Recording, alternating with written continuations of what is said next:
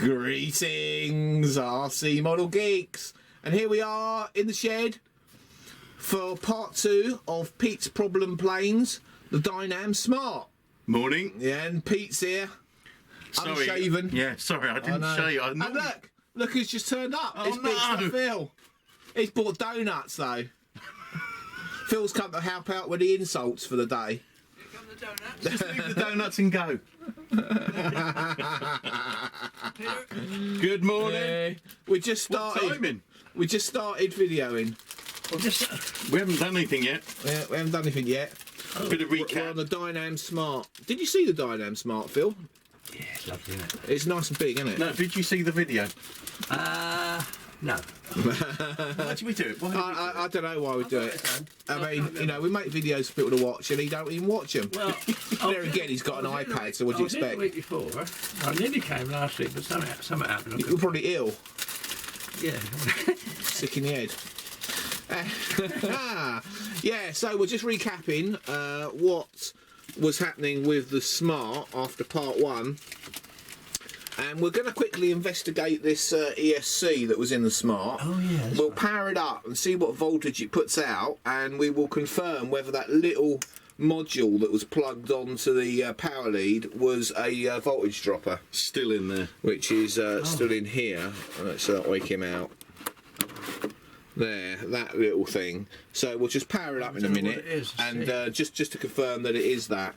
What we're going to do is we're going to swap that ESC out anyway. I think for Too small, isn't it? a 60, and that chucks out 5 volts anyway at 4 amps. So that'll be ideal for the Smart. But anyway, we'll plug this together and come back to you when we've got some results. And Phil's opened the donuts. Just about to. It is taking its time. If you wonder what the rustling was, To worthy cause. it wasn't Phil's incontinence pants. It was the it was the donut bag. Pete, Back would soon. you like a donut? Oh no, they're nice, aren't they? Are they the custom ones or the jam ones? Jam ones. Oh, I like jam. Oh, lovely. We could have had custard. No, that's all right. Right, back soon. Hang on a minute. I've got my. Right, so here we are. We've got the ESC. You need to plug it in first, though, mate. Yes.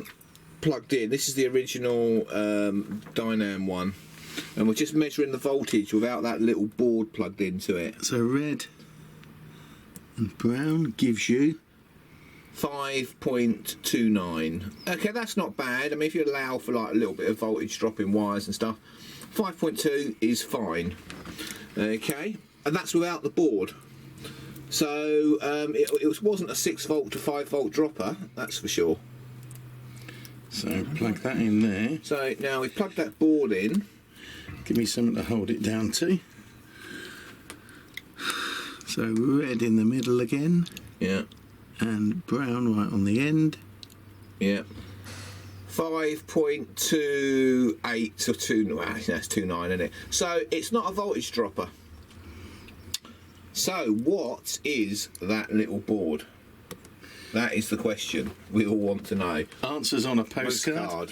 I don't really want to cut the heat shrink off it to have a look Some and sort of transmitter. reverse engineer it, but yes. But anyway, we're going to put that in. We're going to put a 60 in there. And yeah, the other thing we've got to look at that, I thought the motor was making quite a horrible noise, so we'll have to rip that apart as well. So first things are, we'll probably take off those connectors there and put them onto this ESC. I think that's the option first of all. So we'll do that first and come back to you once we've eaten the rest of those jammy donuts. 2 more here if you want another one. I've had enough donuts in the last few days, Phil. You know. Okay, so we've got a new servo in there. That's all in. Typically, this servo goes the opposite way to the one that was in there, and because the rudder and the nose leg are run off a Y lead, we had to turn around the linkage that was on the nose leg over to the other side to get the direction right again. But that's done, it works. It's a bit of a lash, but it works fine. No problem at all there. So that's good. The motor we took out, and there it is.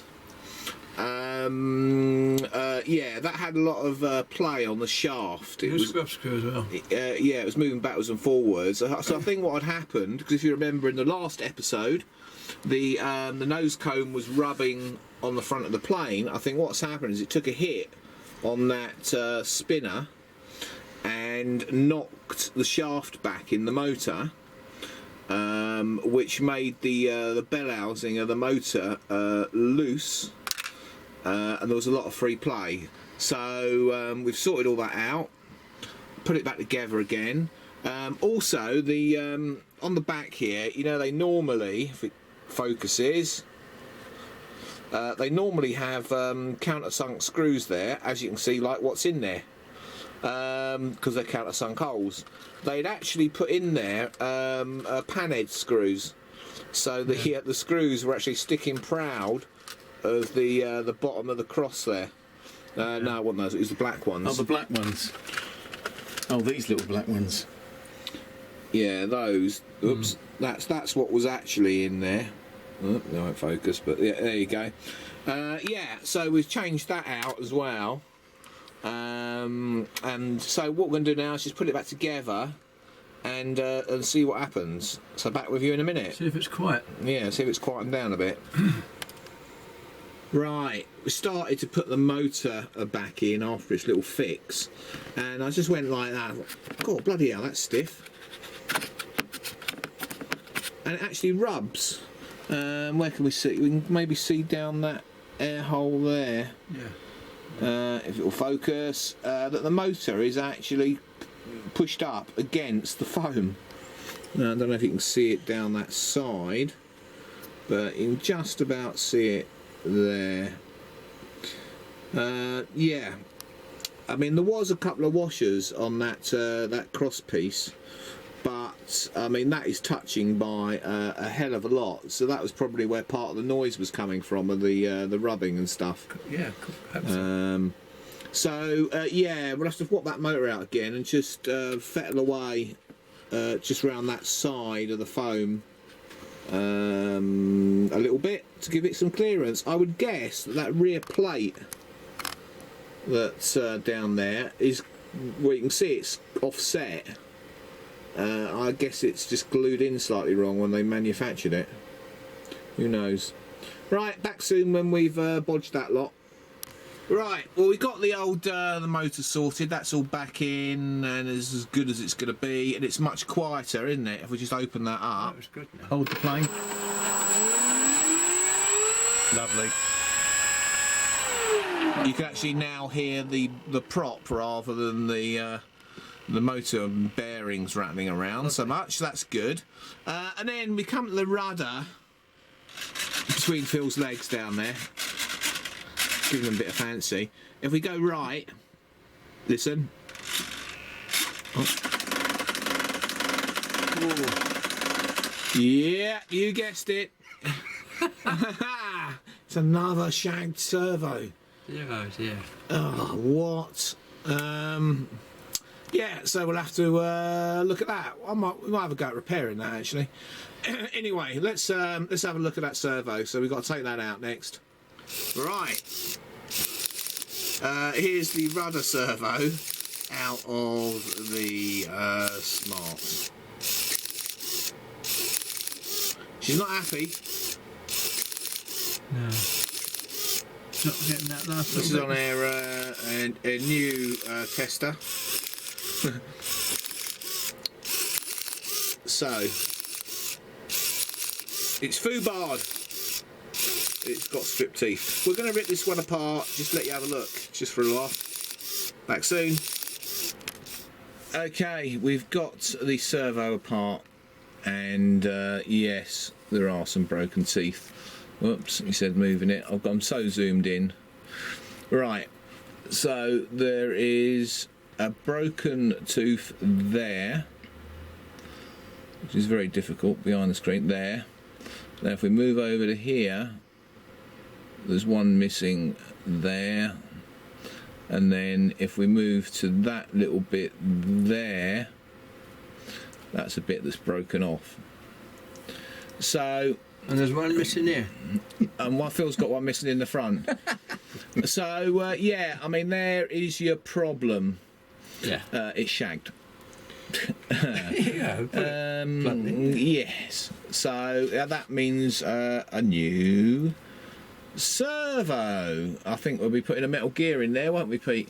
Yeah. Sounds a good idea to me. And I think to circumnavigate any problems, because we had to take the bloody tail off, didn't we? We had to unscrew it. Oh, if I show you. Yeah, go and show us, Phil, what you have to do to get the servos out. Yeah, there you go. You have to remove the rear section of the aircraft because the cables go through there and plug out there, just like that one. And that's on the elevator one. So yeah, the only way to unplug them is to remove the tail, which is 2 screws up under there. So I'm going to cut the decals as well, because obviously the decals have been put on after the tail section have been put on. So yeah, there you go. What a nightmare. So I think we'll change both servos. That was what I was going to say. If I didn't This one as well here. Yeah. We'll change him as well, and I think we'll put Metal Gears in there. Yeah. You know, for the extra extra bit of cost, you know, of like 99p or whatever. A Metal Geared one will do just as well. It's bigger than a 9-gram servo, so we'll have to find the right ones that will fit, because it goes in a custom plate as well. Where's the plate, Pete? Where's the little box? So this. Let's brighten this up a bit. Yeah, so it's custom plate there. And then if we pull that out, you can see it's got the mounting rails for the servo. And of course everything's got to be certain heights, otherwise we'll end up making a new hole as well. So yes, great fun. Don't know what we're doing next. Back in a minute. Okay, and welcome to part 3 of the Pogo. Oh no, sorry, wrong program. Yes, right. The Dynam Smart we have given up on for the day, because we've got to get some servos to replace that Duff one, and I think we're just going to replace them all. So we sort of come to a grinding halt on that. But we have got all the bits required for finishing the Pogo, like the smaller prop and a few other bits and pieces. So Pete's coming over again tomorrow for Pete's Problem Plane Sunday. A Pete's Problem Plane Sunday E-Flight Pogo Sunday. So we're going to finish this off. We actually just noticed something else as well, didn't we, Pete? We did. Pete just like put it down on the ground, and the spats, the rear end of the spats are actually scraping the ground. So we've got to look into that as well, and maybe they just want to tweak around a little bit like that. I mean, that makes a difference. But yeah, they're very close to the ground. So we might have to do a little bodgification or something there as well. But anyway, that is tomorrow. And this is today. So yeah, we're going to call it a day, because that's it, we're done until the servos come in. So it's goodbye from Perfect Pete. I'll have a shake tomorrow. Bixler Phil. And me. And we'll Cheers. see you all again tomorrow for Pete's Problem Planes Part 3 of the Pogo. Continuing, Yeah. continuing, continuing. And continuing, yeah. Who knows what we'll find in there? Exactly. I'm a bit disappointed though. I want you to build one, Pete. Right? Because and then I could like rip it apart, you know, and go, you're a silly cunt for doing that like that. Yeah, You know but what I today, mean? I did After say all, I am today. the Gordon Ramsay of modelling now. That's right. I was trying to think of that last night. Well, that's what that term was. Yeah, The Gordon Ramsay of model aircraft. that's right. Yeah, yeah, I am. Right. Anyway. I'm going to leave my fucking plane here now then. That's it. You leave your Kim Plane there, Yeah. and we'll see you all tomorrow. Cheers all. Goodbye. Bye, bye. Thank you for watching Captain Rob's RC Model Geeks. If you enjoyed the video, don't forget to click that like button. If you want to see more of the same type of videos, don't forget you can subscribe. If you want to support us, you can use PayPal, paypal.me/RC Model Geeks. If you want to contact us, you can email us rcmodelgeeks@gmail.com. We look forward to seeing you in the next video.